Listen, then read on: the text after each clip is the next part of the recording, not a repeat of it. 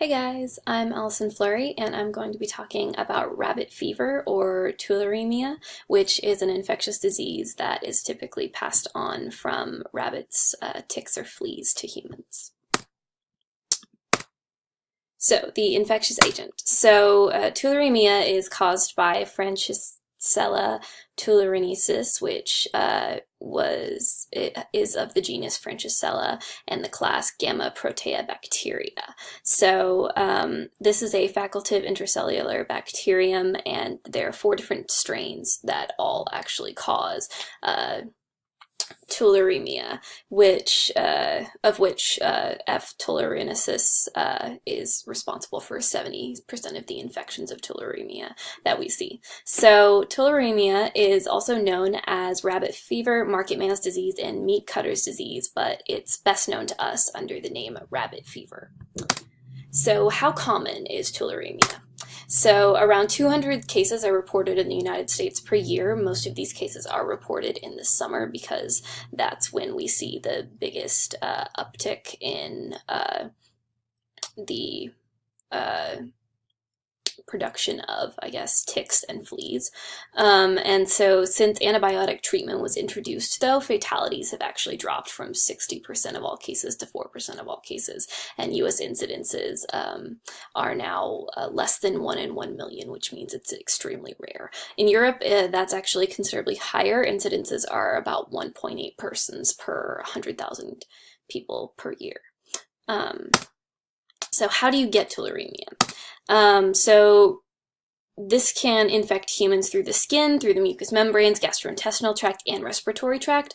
90% of those cases are going to be acquired through the skin or mucous membranes, though. So although it's called rabbit fever, this can actually be transmitted through 200 different types of mammals and through ticks and fleas. So it is not infectious from person to person, but you can get tularemia from ticks, deer flies, or contact with infected animals. So that can be contact directly, that can be a bite, that can be if you're hunting, you can actually inhale the particles through skinning the animal. You can also drink contaminated water or inhale contaminated dust, or you can even eat meat that's been infected. And hasn't been fully cooked.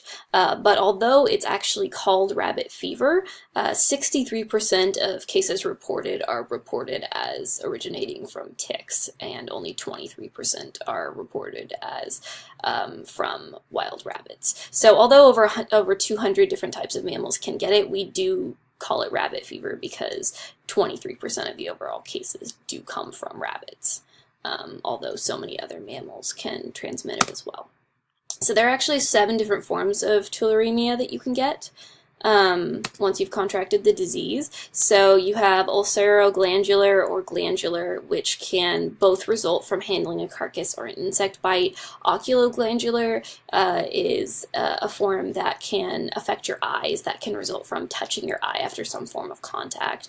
Oropharyngeal or throat form can result from eating or drinking contaminated items, inhaling bacterium.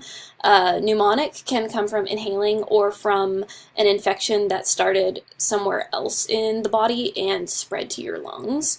Typhoidal, the site of infection is usually unknown for typhoidal. It just seems to affect your whole body. And then septic is extremely severe. That involves septic shock and can take place through different routes.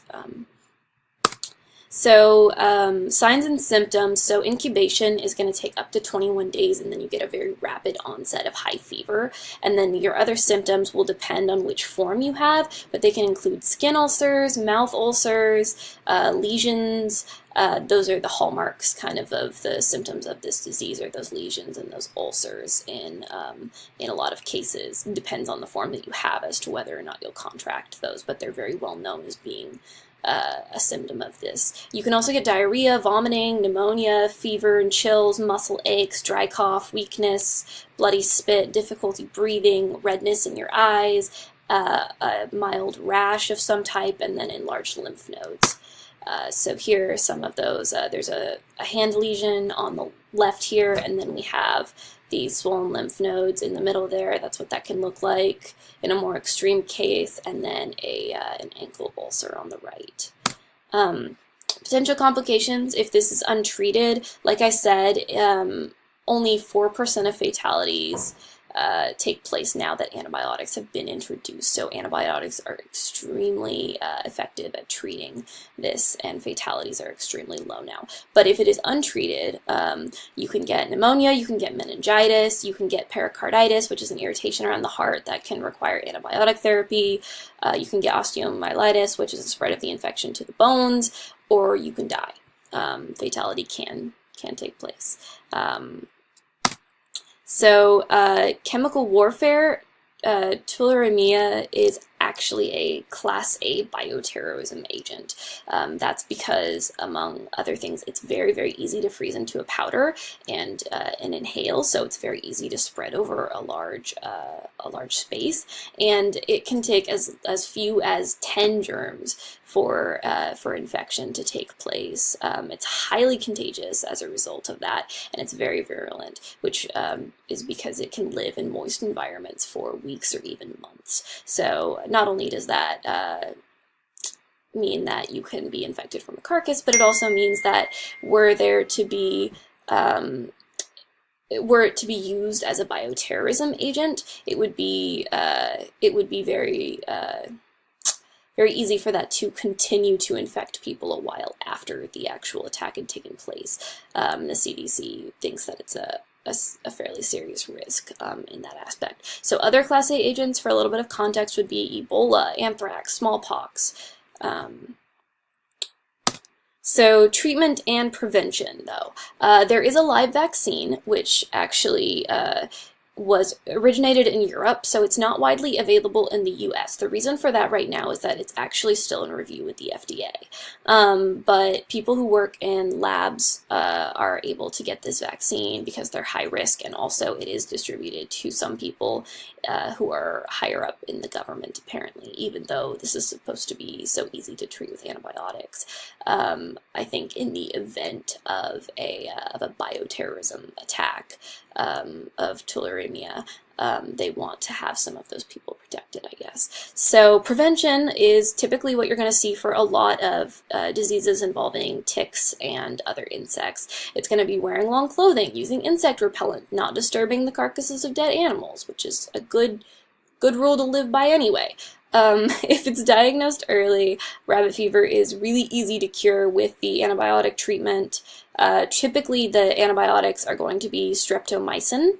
There's a couple of others that'll work as well, though. It's not just streptomycin. Heat will kill tularemia as well, so if you fully cook any game meat that you have brought home to a minimum of 165 degrees Fahrenheit, that should kill it off.